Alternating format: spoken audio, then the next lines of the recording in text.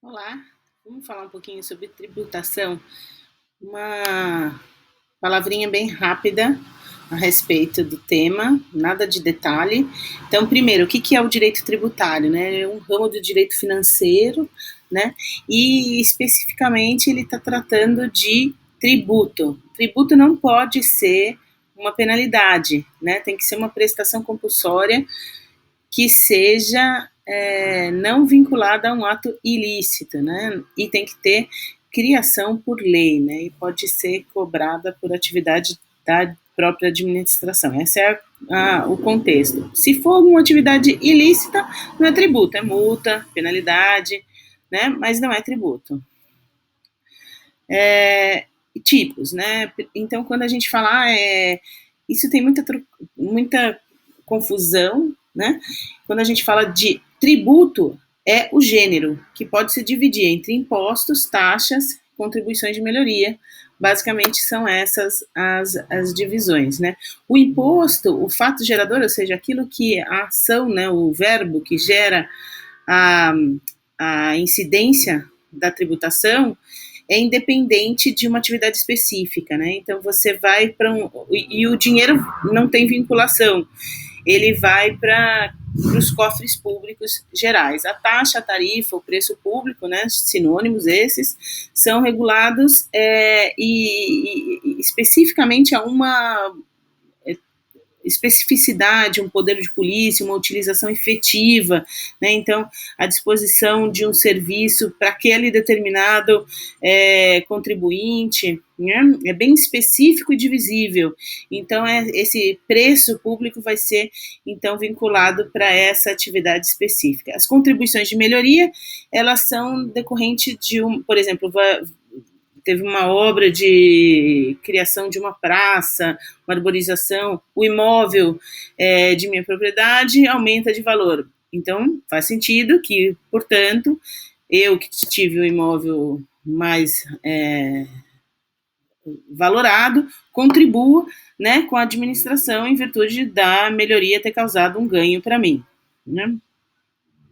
E outros são os empréstimos compulsórios, ou seja, vai fazer uma obra, então determina que a população contribua com aquilo, né? Então, no caso do Plano Collor, teve a famosa, né, retenção do dinheiro das poupanças para fazer o que o governo precisava. Então, aquilo foi um confisco, né, das poupanças, o que estava nos bancos, e aquilo foi utilizado para finalidade pública. Então, aquilo foi um empréstimo compulsório.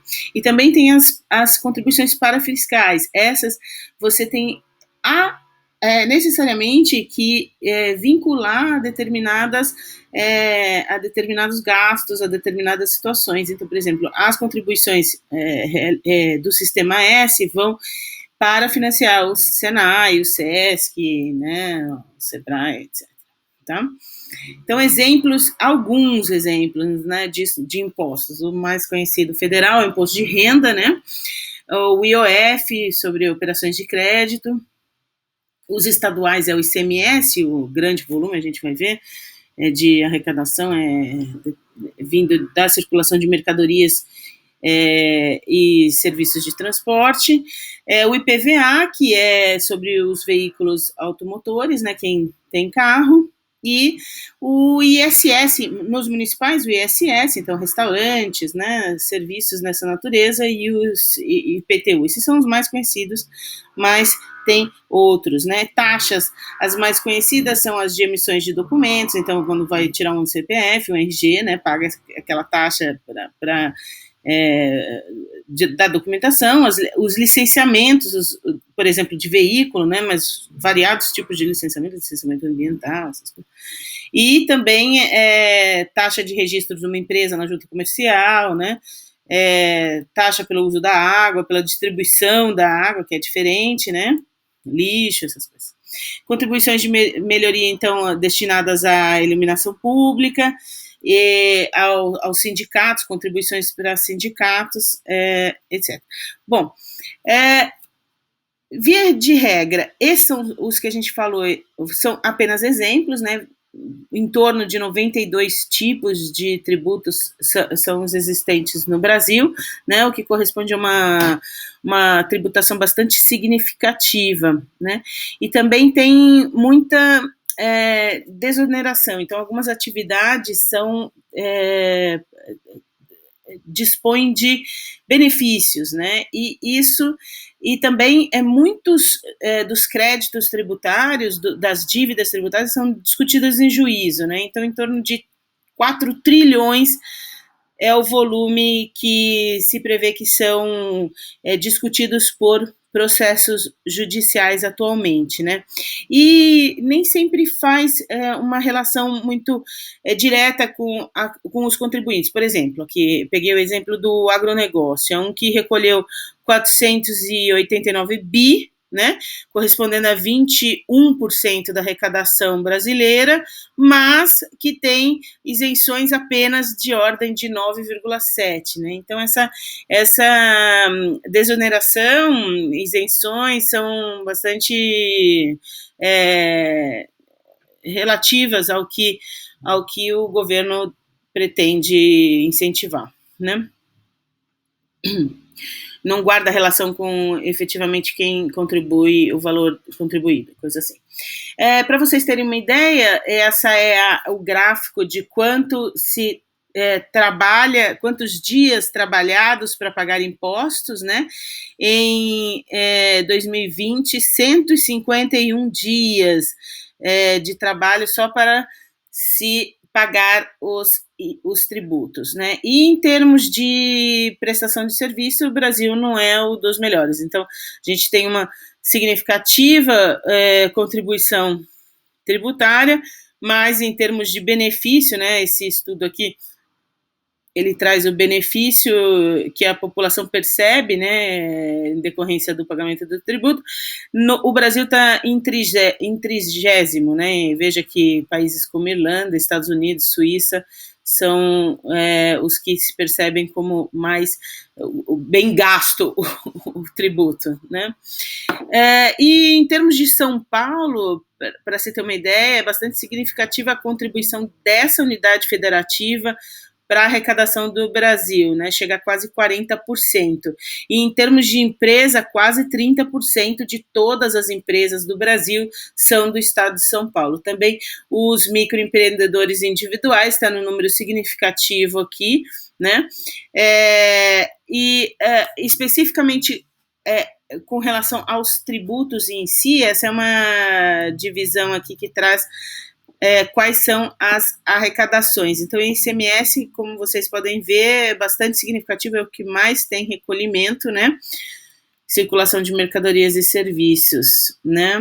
Imposto de renda é o que incide sobre propriedade que mais tem impacto, né? Bem maior do que IPTU, né?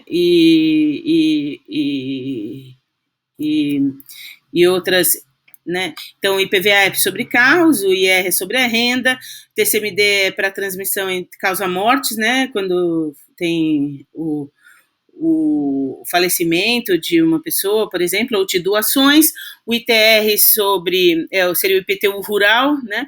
O IPTU é o IPTU da cidade, e o ITBI é quando se transfere entre vivos, né? Explicando bem rapidamente para vocês o que significa cada uma dessas siglas. E com relação aos outros, né, os outros tipos de tributação, vocês veem aqui que as contribuições de previdência são as mais significativas. E com relação ao comércio exterior, o imposto de importação sem dúvida, praticamente não, é zerado o imposto de exportação, e o de importação é absolutamente significativo. E com relação aos regimes de tributação, normalmente quem fala de tributação já pensa logo nos regimes de tributação. O que tem a ver? Tem a ver com o tributo? Não, tem a ver com a escolha do contribuinte, né, a possibilidade de escolha desse contribuinte. Então, se ele tem até 78 milhões por ano de faturamento, ele pode escolher entre o lucro presumido, né, Se passa desse valor, ele vai ter que cair no lucro real aqui, vai ter que recolher pelo lucro real e não pelo presumido. O presumido traz algumas facilidades, tem mais agilidade, mais simplicidade no recolhimento, etc., e algumas alíquotas já pré-fixadas. O lucro real, ele já traz um detalhamento, umas possibilidades de você recolher anualmente, ou trimestralmente, ou por lucro arbitrado, mas